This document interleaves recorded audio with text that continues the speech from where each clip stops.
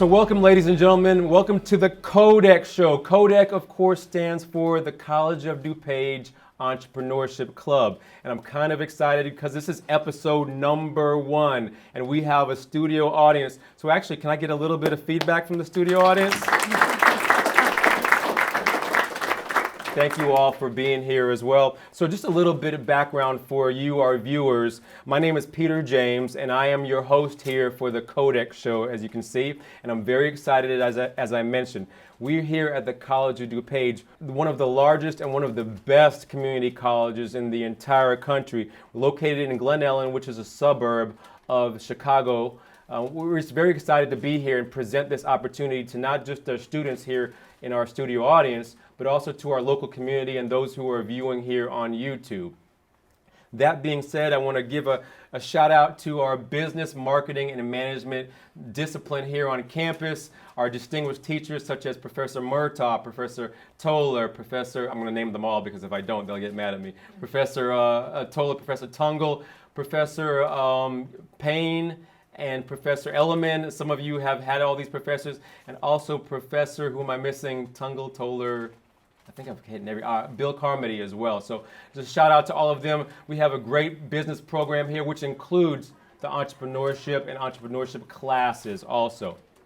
But let me not go on a rant about all of that here. Very excited to be here on the campus, but we have a distinguished guest for our episode number 1. And our premise with this show, ladies and gentlemen, is to bring entrepreneurs from the local community and from the local Chicagoland area and bring them to our students so that our students can be exposed to them, one, but also so that our audience can be exposed to them and what they're doing as well. So without further ado, today we have Miss Jodi Norgaard. Am I saying that correctly? You are. Good. Yes. Yeah, thank and so you. Jodi is here, and she is the owner of the Dream Big Toy Company. Am I saying that correct? Yes, you are. So welcome, Thank first you. and foremost, and thank you for being here on episode number 1. Well, thanks for having me for episode number 1. That's great. Absolutely. So first and foremost, tell our audience and tell our viewers here about what you do and maybe a little bit about your background and your business, please. Okay, so I never intended to get into the toy business. Let's put it that way. So I'll go back. I went to Indiana University. I graduated with a degree in psychology. Okay. I went into the hotel business. Whatever. So I go and I work for Ritz-Carlton, and then I start my first business. I have an idea. I decide to start a gift basket business. And then I decide I'm going to use all homemade baked goods from women in the Chicago area. Oprah became my number 1 client. Wow. I sold the business because I was pregnant with my 3rd child. I'm like, this is nuts. My husband works a ton. Someone's got to stay home. I'll stay home with these kids and I'll raise them. So anyway, my youngest goes to kindergarten. I'm like, what am I going to do? What am I going to do? My husband says, well, those closets are pretty messy. I'm like, I do not want to clean out closets. I'm like, I'm not going to do that. I'm like, I have an idea. I know something will hit me. So then a few years later, I'm still with the kids and volunteering in school. I'm at a toy store with my daughter, and she's 9 at the time. She's done with her soccer game on a Saturday morning. She's looking all cute and, all rosy cheeks, and we're in the store. And I come upon a line of dolls, and they just stopped me in my tracks. I'm like, oh my gosh, what are these? So I picked up this one doll, and she had on a short skirt, crop top, belly button ring, big hair. I look at my daughter, I look at this doll, and then I look at the name tag on the little hang tag that they have, and the name of the doll was Lovely Lola.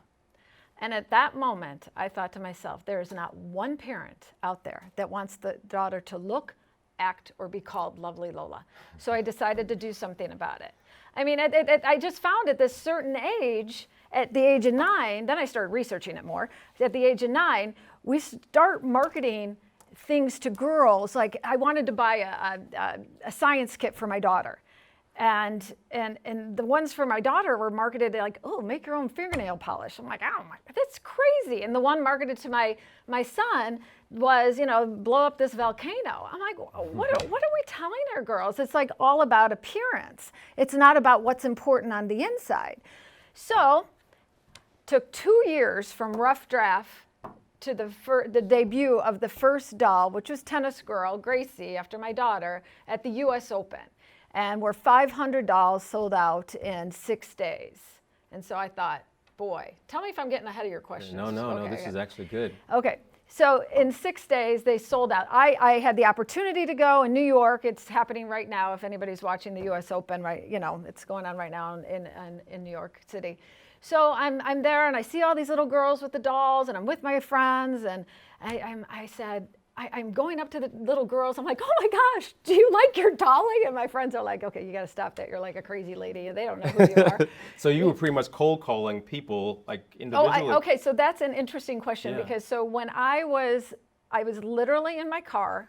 Okay, so I'm telling you all this because it's like weird how an entrepreneur operates. I'm in my car, I'm getting bagels for the kids. And I'm like, I'm gonna call the USTA, the United States Tennis Association. So I look on my phone, I call, and I'm like, I call them, I'm like, hey, this is my idea. Can you direct me to the right person? Sure. I get to the right person, she says, yep, we'll take 500. 5 minutes. That was my first sale, 5 minutes. Okay, that was easy. Nothing else was easy. Nothing else was easy. So then the economy took a turn for the worse, and I had space in New York to debut my entire line of 9 dolls at the New York Toy Fair. It was the sparsest attendance they have ever had. A lot of people saw my product, but they didn't want to take on anything new. So I persevered. I had some orders, some small orders over the years. But one problem I had is that I had so many buyers tell me, we love your dolls, but they'll never sell. And I'd say, you love them, you're the buyer, why won't they sell? And they'd say to me, because they're not mainstream. They're not fashion dolls. Girls like fashion. Can you create a fashion doll? Literally, I heard this over and over and wanted to hit my head against the wall every single time. I had told all the buyers, I'm like, listen, mainstream ideas create change, or mainstream ideas never create change, and I'm creating change. And also, I know girls like more than fashion. Yeah. There's women in here, and men, you all know you like more than one thing. Girls like more than fashion, and then why would I create a fashion doll? There are thousands of fashion dolls. So That's stupid. Let me ask you. Let me interrupt you real quick. Sure. So, because one thing I'm thinking of myself is I can never make a doll. Mm-hmm. So I want to even go back a little bit and say, okay, so you identified this is what you saw there was a gap in the market, more or less, and that there needed to be some more realistic dolls. Mm-hmm. How did you go about beginning to manufacture the dolls that you were beginning to sell? That's a good question, because like I said, there was that 2-year span where I researched online. Were there any sports dolls? No sports dolls. Then, which I couldn't believe. So then my next step was, how do I make a prototype, right? I don't sew. In fact, I hate to sew. So I hired a seamstress. Well, then now how do I find fabric and material? And how do I measure? Okay, so this is what I did. So I used my resources and I asked questions. I always tell people who are starting their business, ask questions to everybody and anybody. People want to help you, and if they don't know, they'll direct you to the right person. So the first thing I did is I measured my daughter Grace and all her friends when they walked into the house. I'd measure their arm span, their wingspan, their legs, their torso, their head. Literally every little girl that came into my house, they're like, oh, not again. And so and then I would jot that down. So that's kind of where STEAM comes into play. I do some talks on STEAM because I think the arts, you never want to lose the arts. I think that's so important. So, but that's where the STEAM comes into play. I had to measure and I had to create. So now I had a friend who was able to make, she's a seamstress and she makes patterns. So I said, can we make a pattern off of this after this? So we took this big, measurements and we scaled it down. So then we made legs, we made arms, we made heads, we made whatever. And then I hired another woman to sew it all, and we put it all together. This took 2 years, you guys. I mean, 2 years to do this. So now I have 9 dolls, and now I have to find a factory. I tried to manufacture it in the States, and it's absolutely 100% impossible.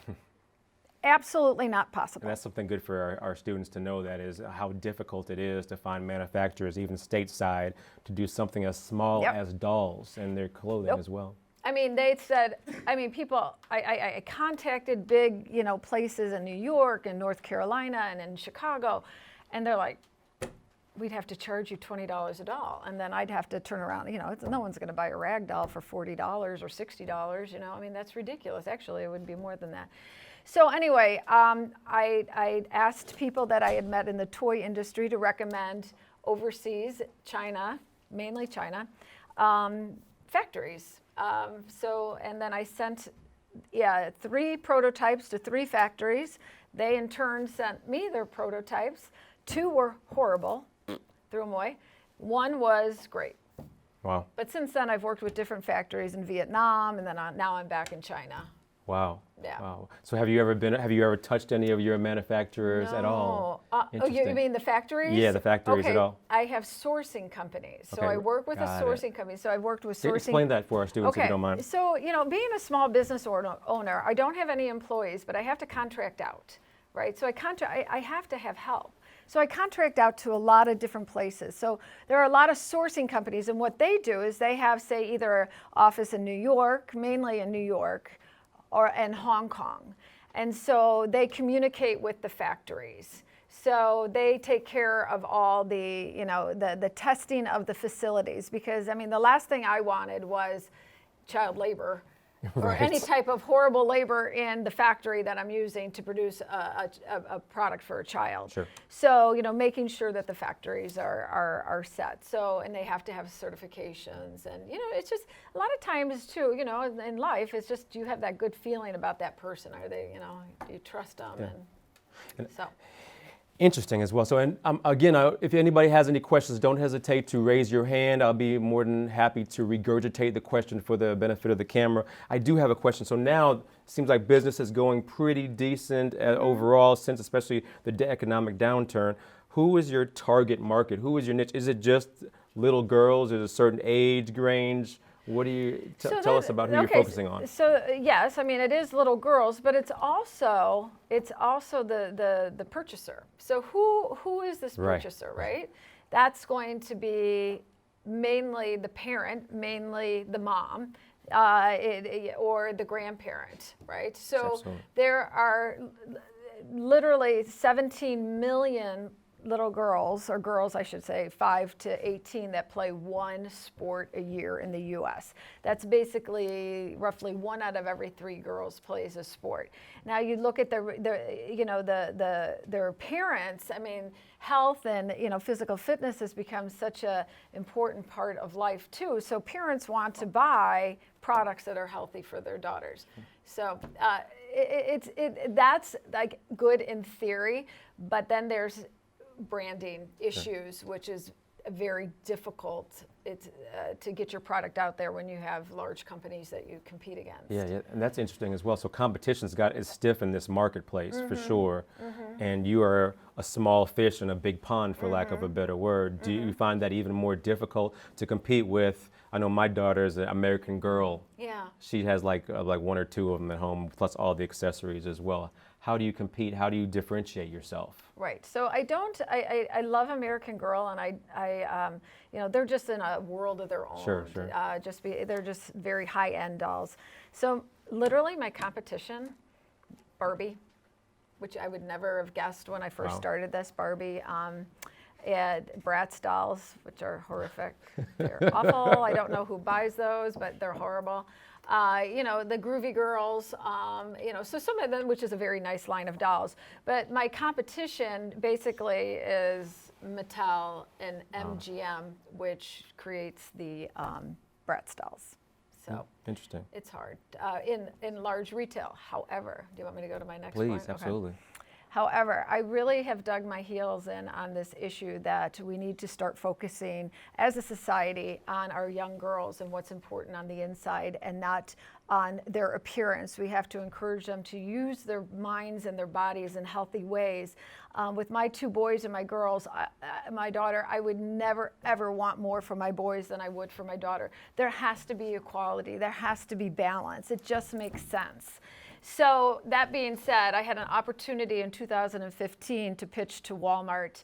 I had 5 minutes. I was a little nervous. They actually gave you that much time? I got 5 minutes. Literally, it was like ready, set, go. And I'm like, bah, bah, bah, bah, bah, bah, bah, and I gave them my spiel. And they're like, winner, we'll take it. Wow. So So you're in Walmart? Yes. So I'm in Walmart. Good for you. Congrats. Thank you. That's awesome. Yes. Not too many get in Walmart. No, it is. Yeah. And that's a whole nother, I mean, they're very nice people and they've been very supportive. They've started a program called their Women's Empowerment Initiative. But their system, it's like working with a different country. I mean, they truly are amazingly huge and their whole system is unbelievable. Awesome. Any questions from the audience at all? As a female entrepreneur, are there any challenges you had to overcome just being like a woman, like as a female entrepreneur? Is that any challenge in itself? So the question was, of course, as a female entrepreneur, are there any challenges that you ever have to overcome just being a female, correct? Did I get that right? In the business. In the business, yeah. Well, that's an interesting question. The female entrepreneurship has become so focused on, there are many opportunities and many scholarships that companies are looking for young female entrepreneurs. When it comes to funding, whether it's angel or venture capital, whatever. I mean, that's a little different, but I know that is growing for women. But as a young woman, there are so many different, I think it's a really good time to be a female and starting something. You have to take advantage of what's out there. And I would even jump on that. There's lots of opportunities, lots of incentives for female entrepreneurs to succeed today, more so than ever in history. So sure, it's difficult. It's difficult for everybody as well, but definitely there's some ways some incentives that can allow you to be more successful also. I saw another hand over here. Oh, it was me. Now that you're at Walmart, how hard is it to find manufacturers and suppliers that will provide you at such big volumes? So manufacturers, especially since you're in Walmart. Well, Walmart, factories love it, because they can, the factories in China, that's what they want. They're looking for that next big thing where, they can make a lot of money off of the product. So finding a factory that will help is not that difficult. Once you hit that point, Walmart offers some factories that they work with. Walmart also has very, very high standards, and each factory that I use has to be certified, what's called a ICTI, I-C-T-I, but it means that they are top-notch factories. Quality factories, yeah. Interesting. I'm a big proponent of you can't do this on your own as an entrepreneur. No matter how much you think you have a great idea and you don't need anybody else to support you, I'm a big proponent of you have to have a great circle, some great advisors, some great mentors. Who has mentored you along the way, especially since you have begun, maybe even up until now, right now? Who's in your circle, so to speak? Well, I have a lot of people. Like I said, you can't do it yourself. You can never, ever think you can do it yourself. So, Nancy, right? We were speaking before this started, and she has her own business, she has her own business. But anyway, at one point, you have to let go of something, right? Like we were talking about doing like payroll and taxes, and granted, I don't do payroll, but all those financial things and getting them all together. I mean, when I was able to get rid of all that, I was so happy. So, to hire an accountant to do that. So, but as mentors, I have had so many people. Sure. I have had, I mean, like the people who have wanted to help and who has wanted to get this message out here. I mean, some people that you may know, Jennifer Siebel Newsom, she is the producer of Misrepresentation. I've had Gretchen Carlson, who was on Fox, but I don't know if you guys have all heard of her situation with the whole sex scandal, and she is like empowering women. But I've also had people in the toy industry who have mentored me. I've had a lot of support. I've had a great support system. You need to always surround yourself with a great support system, because you're not going to have, you're doing it on your own, so you're going to have a ton of questions. Absolutely. Got a question in the back, yes? Besides the personal level with the Brave Girls Alliance, I believe that's what you're involved in or co-founder of? Yes, yes. Besides that, what benefit is it to your company to get into offshoots like that, to do something for the community? Oh, gosh. So what benefit for the community? What benefit? Besides the personal benefit for you, do you find it helps the company being involved in other outshoots that help the community?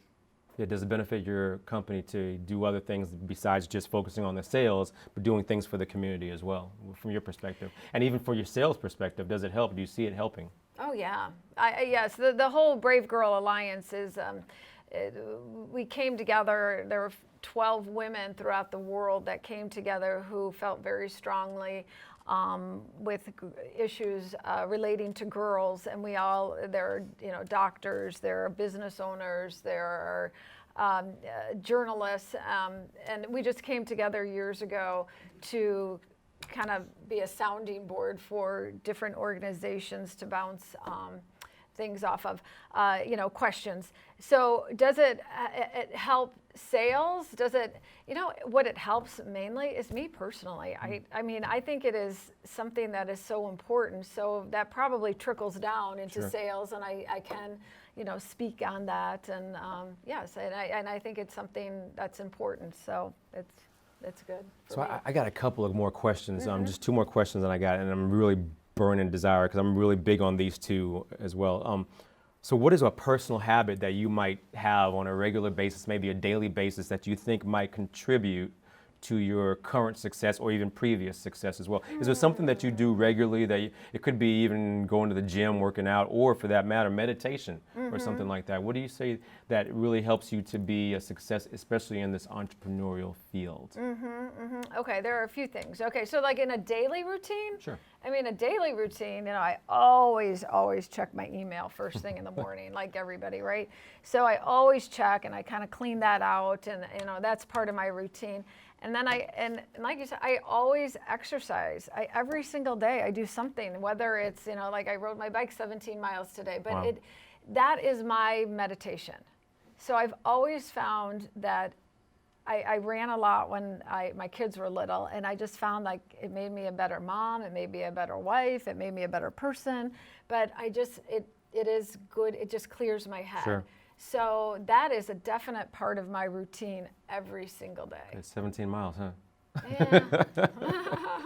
So last one, and I'm sure many of our students here, our college students here, are dying to know this. So if you were college age right now, if you were in their shoes right now, and even some of our audience members, what would you do different, especially in light of starting your own business? If you were thinking about it, especially, and you know a lot right now because you've been through it, and it's valuable.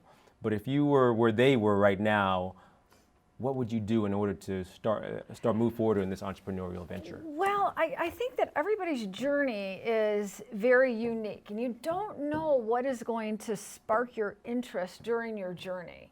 And did you say you were starting a business? Did I overhear that? I am a hairstylist, and I want to own my own salon one day. So Okay. That's a really good question. I'm interested in. Yeah, so I mean, it's just, what is your interest? I think if I were to go back and go to college again, I kind of had this mindset of, and this is fine, it's like, well, I kind of have to go down that path of this is what my parents told me to do, and I got to do it, but I wish I would have been able to express myself a little bit more creatively. We didn't have the opportunity with these great clubs like this to get you involved and start to make you think. One thing that I should mention, that as a young person, your age, I always had a notebook. I always had a notebook. I had it by my bed. I had it in the car, but I always had it because I would jot things down. Yeah. And sometimes I would tell my husband, when we were first married, I have an idea. And he's like, oh, that's a little wacky. I'm like, okay, that isn't good. So then I would start something else. But it's like that process of what, getting you there. So it's like you just can't get there, bam. You have to go through those steps to get you there. Absolutely. And everything is a journey, and just absorb it all. And I think one of the big things I'm taking away from you is that everybody's journey is different. School doesn't necessarily define your success, but but you still do need it as well. So definitely learn from everyone's journey as we really encounter them as well, and even have those good people around you to be able to breathe into your journey, so to speak, as well. Yes, and on that note, one more Absolutely. thing, you will hear about 10,000 no's to every one. Yeah. Yes. So just remember, there are a lot of no's before you get that yes. Yeah. I got a big yes first, but then there were a lot of no's before I got another yes. Yeah. And I mean, you have to be really strong. You have to be really, really strong. And I have to say, Jodi's yes to begin with is very rare. It's actually pretty non-existent in the entrepreneurial world. I tell a lot of other entrepreneurs or people who are looking to start their business, start to learn to love the word no.